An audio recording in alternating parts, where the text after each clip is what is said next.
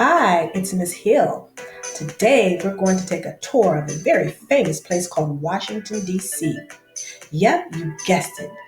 That's the place where the United States President lives. So today we're going to visit the United States Capitol, the White House, the Supreme Court, the Lincoln Memorial, the Jefferson Memorial, and the National Museum of African American History and Culture. So this is an aerial view of Washington, D.C. And what type of shape does it look like? Well, that, of course, was the aerial view. Now, before we start, let's just very quickly review what we already know about the three branches of government since we're going to be visiting all of those branches. First, we have the legislative branch. It's where they create the laws. Then we have the judicial branch where they make sure the laws are fair. And then, of course, we have the executive branch, which enforces the laws. Are you ready? Well, buckle up. Let's get started. First, we have the United States Capitol. It's the home of the United States Congress and the seat of the legislative branch of the United States federal government. It is located on Capitol Hill at the eastern end of the National Mall in Washington, D.C.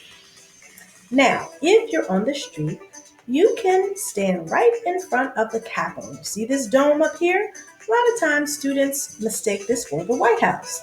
Now we know this is not the White House, it is the Capitol. In fact, an interesting fact about the Capitol is that it has a secret tunnel that leads to the Library of Congress, which is the largest library in the world with over 162 million books. And here is a picture of one of the rooms inside of the Capitol. Quite exquisite. All right, let's keep going on our journey. Next, we're going to visit the White House. The White House is the official residence of who? The President of the United States. And it's located at 1600 Pennsylvania Avenue Northwest in Washington, D.C. Hey, an interesting fact is George Washington is the only president that never lived in the White House. I wonder why.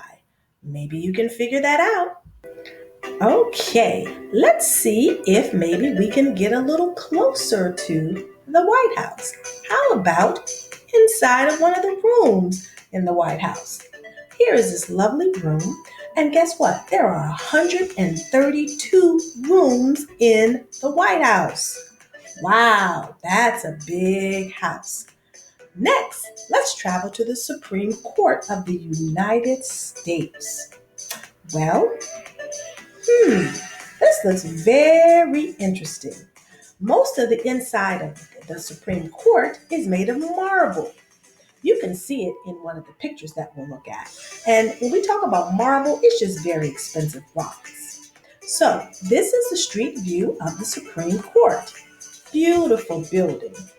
The next picture will be that inside where we'll be able to see how the majority of it is made with marble.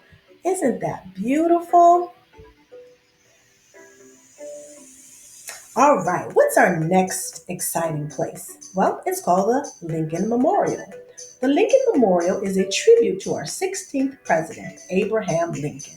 It's located on the western end of the National Mall in Washington, D.C., across from the Washington Monument. This is the street view.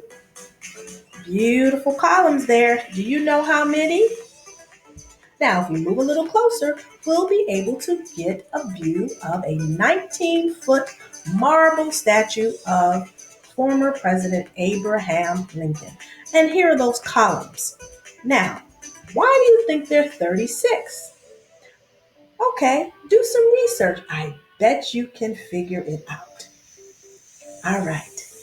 Right here is the reflecting pool and the monument. Now, the monument is 555 feet and 5 inches high. That's pretty tall. This is where, if you're standing in the Lincoln Memorial, you can look out over this reflecting pool. Quite exciting.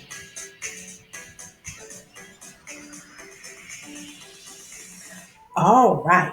Our next adventure will take us to the Thomas Jefferson Memorial. The Jefferson Memorial was put up because it wanted to be a place to honor our third president. An interesting fact, when they started building the memorial, it sparked some controversy. The builders had to remove some cherry trees, and many people were not happy about that. Thus began the Cherry Tree Rebellion. About 50 women chained themselves to a tree at the construction site.